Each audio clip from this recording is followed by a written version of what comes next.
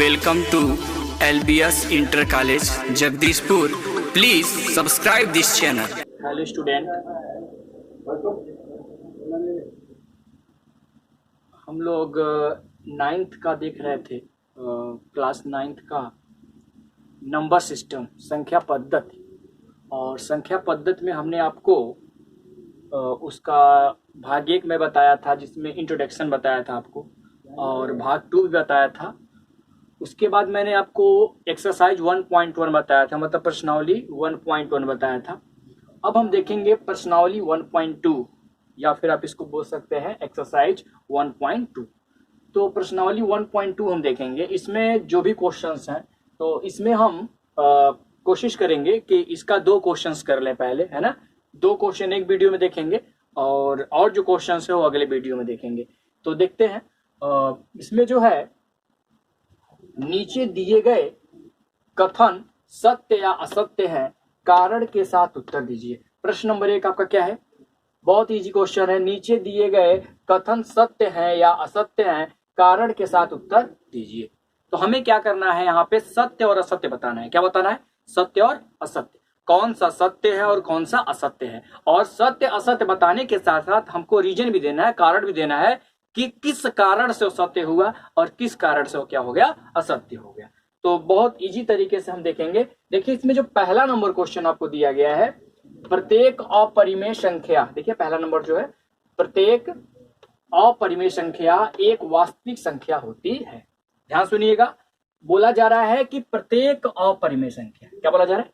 प्रत्येक अपरिमेय संख्या वास्तविक संख्या होती है। क्या होती है? वास्तविक संख्या होती है। और मैं आपको टोटल परिमेय क्या होता है, अपरिमेय क्या होता है, वास्तविक संख्या क्या होती है, पूर्णांक क्या होता है, सारी चीजें मैंने आपको क्लियर कर दिया था पहले ही लेक्चर में। तो इसको थोड़ा सा ध्यान देंगे। आप बोल रहा है अपरिमेय संख्या, प्रत्येक अपरिमेय संख्या वास्तविक संख्या होती है।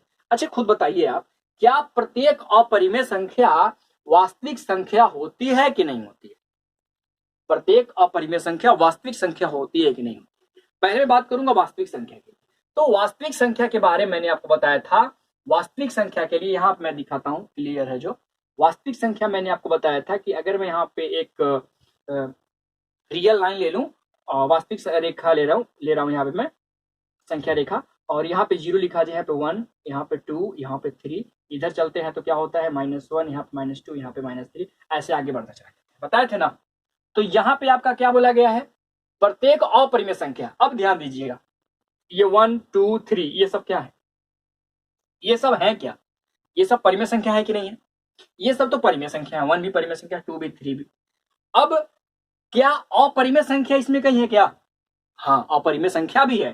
देखिए 1 और 2 के बीच में, 1 और 2 के बीच में कहीं ना कहीं, 1, 2 के बीच में, 1, 3 के बीच में कहीं ना कहीं क्या होगा, अपरिमेय संख्या भी होता है। मैंने आपको बताया था कि जो वास्तविक संख्या होती है, जो वास्तविक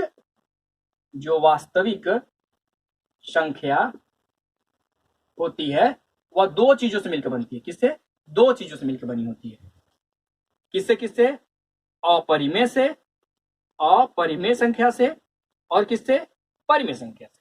हमें पता है वास्तविक संख्या किससे मिलकर बनती है? परिमेय संख्या और अपरिमेय संख्या से। और ये बोल क्या रहा है? प्रत्येक अपरिमेय संख्या एक वास्तविक संख्या होती है। तो एकदम सही बात है ये, क्योंकि वास्तविक संख्या परिमेय से भी मिलकर बनती है और अपरिमेय। परिमेय और परिमेय दोनों मिलकर किसको बनाते हैं? एक वास्तविक संख्याओं को बनाते हैं। तो जितनी भी वास्तविक संख्याएं बनती हैं वो परिमेय और अपरिमेय से मिलकर बनती हैं। तो इसका आंसर होगा सत्य है, क्योंकि वास्तविक संख्या परिमेय और अपरिमेय से मिलकर बनती है। परिमेय और अपरिमेय से मिलकर बनती है। तो आप क्या लिखेंगे आंसर में? सत्य है लिख के, और कारण दे देंगे क्योंकि वास्तविक संख्या परिमेय और अपरिमेय से मिलकर बनती है। तो यहाँ बोला प्रत्येक अपरिमेय संख्या एक वास्तविक संख्या होती है। तो प्रत्येक अपरिमेय संख्या वास्तविक संख्या होती है। ये बात सही है, क्योंकि वास्तविक संख्या के श्रेणी में ही अपरिमेय को भी रखा जाता है, इसलिए ये बात सही हो गई। अगला देखेंगे हम, कह रहा है दूसरा नंबर, संख्या रेखा का प्रत्येक बिंदु, संख्या रेखा का प्रत्येक बिंदु रूट यम के रूप में होता है। रूट यम के रूप में होता है, जहां यम एक प्राकृत संख्या है। जहां यम एक क्या है? प्राकृत संख्या है। तो ध्यान दीजिएगा, बोल रहा है संख्या रेखा का प्रत्येक बिंदु रूट यम मतलब वर्गमूल में, ये रूट m का क्या मतलब है कि कोई संख्या उसका क्या किया गया, वर्गमूल के रूप में होता है। अच्छा एक बात बताइए, क्या संख्या रेखा का प्रत्येक बिंदु ऐसा होता है क्या? आप खुद देख लीजिए, यही ना आपका संख्या रेखा है, इसमें 1 है, 2 है, 3 है। ये बताइए क्या ये 2 जो होता है 2, इस 2 का वर्गमूल होता है क्या? इस 2 का वर्गमूल होता है? अगर इस 2 का वर्गमूल करेंगे चलिए कुछ ना कुछ मिल जाएगा, 1.4 कुछ ना कुछ मिल जाता है, ठीक है। लेकिन एक बात बताइए, क्या यहाँ पे -1 का वर्गमूल लिखा जा सकता है क्या? संख्या रेखा पर 1 भी है, 2 भी है, 3 भी है। चलिए 1 2 3 4 5 तो समझ में आ रहा है, लेकिन क्या ये माइनस वाला संख्या का वर्गमूल लिखना उचित है क्या? क्या -1 का वर्गमूल यहाँ पे लिखना उचित है? या बोला है ना संख्या रेखा का प्रत्येक बिंदु रूट m के रूप में होता है।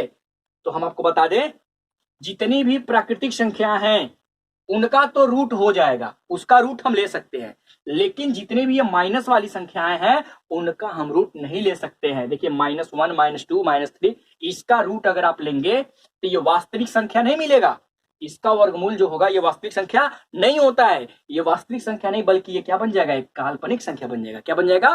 काल्पनिक संख्या। इसलिए हम ये नहीं ले सकते। ये प्रत्येक के अंदर अगर रूट m लिखा है, यम यहाँ लिखा है और रूट लिखा है प्रत्येक रेखा के लिए, प्रत्येक वास्तविक संख्या के लिए, तो ये बात गलत है।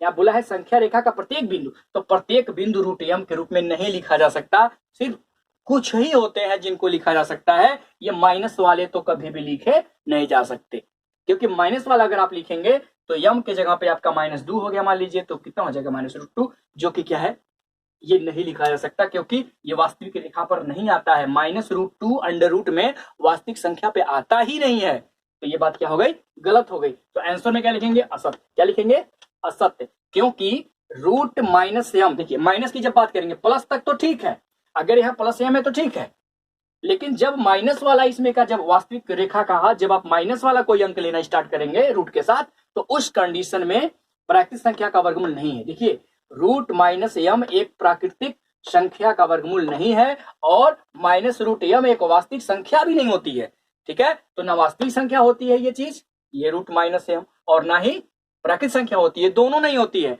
और इस कंडीशन में ये क्या हो जाएगा, आपका दूसरा क्वेश्चन असत्य हो जाएगा। और यहाँ पे देखिए, यहाँ बोला है जहां यम एक क्या है, प्राकृतिक संख्या है, क्या है, प्राकृतिक संख्या है, और यहाँ बोला प्रत्येक बिंदु पर रूट होना चाहिए, नहीं, तो प्रत्येक अंक, प्रत्येक संख्या का आप रूट नहीं ले सकते। अगर वास्तविक रेखा पर टोटल अंक को लें तो सबके लिए रूट नहीं लिया जा सकता है, इसीलिए क्या हो गया, असत्य हो गया। तो माइनस वाले के लिए नहीं हो सकता। अगला देखेंगे, प्रत्येक वास्तविक संख्या एक अपरिमेय संख्या होती है। तो बहुत आसान है, प्रत्येक वास्तविक संख्या एक अपरिमेय संख्या होती है। देखिए पहले क्वेश्चन में और लास्ट वाले क्वेश्चन में कोई खास अंतर नहीं है। देखिए यहाँ पे क्या बोला है, यहाँ पे बोला है परिमेय, यहाँ बोला है क्या, अपरिमेय संख्या नहीं होती, अपरिमेय संख्या होती है ना। यहाँ पे बोला है अपरिमेय संख्या वास्तविक संख्या होती है, यहाँ बोला है वास्तविक संख्या अपरिमेय संख्या होती है। तो यहाँ बोला प्रत्येक वास्तविक संख्या एक अपरिमेय संख्या होती है। तो ध्यान दीजिएगा, मैं एक बार और आपको बता दूं कि यहाँ पे थोड़ा सा अंतर है। यहाँ पे ध्यान दीजिएगा, यहाँ पे वास्तविक संख्या दो चीजों से मिलकर बनता है, पहला परिमेय से, परिमेय, और दूसरा अपरिमेय। परिमेय और अपरिमेय, वास्तविक संख्या किससे बनता है, परिमेय और अपरिमेय से बनता है, ठीक है। अब ध्यान दीजिएगा, परिमेय से भी बनता है और अपरिमेय, दोनों से मिलकर। ये क्या बोल रहा है, प्रत्येक वास्तविक संख्या क्या होती है, एक अपरिमेय संख्या होती है। तो प्रत्येक वास्तविक संख्या एक अपरिमेय संख्या होती है, तो बात ठीक है। लेकिन प्रत्येक वास्तविक संख्या, जो वास्तविक संख्या होती है उसमें कुछ परिमेय भी तो होते हैं, वास्तविक संख्या परिमेय भी होती है और अपरिमेय भी होती है। लेकिन ये क्या बोल रहा है कि वास्तविक संख्या सिर्फ क्या होती है, क्या होती है, अपरिमेय होती है। ये बात गलत है, क्योंकि वास्तविक संख्या परिमेय भी होती है, अपरिमेय भी होती है, और यहाँ बोल रहा है कि सिर्फ क्या होती है, अपरिमेय होती है। तो ये बात गलत है, असत्य, क्योंकि वास्तविक संख्या परिमेय भी होती है। क्योंकि आंसर में क्या लिखेंगे, असत्य है, क्योंकि वास्तविक संख्या परिमेय भी होती है। तो आई होप कि आपको समझ में आ गया होगा जो भी चीज मैं बता रहा था। तो इसमें 3 क्वेश्चंस बनाए गए थे प्रश्न 1 में, और इन 3 क्वेश्चन को हमने देख लिया।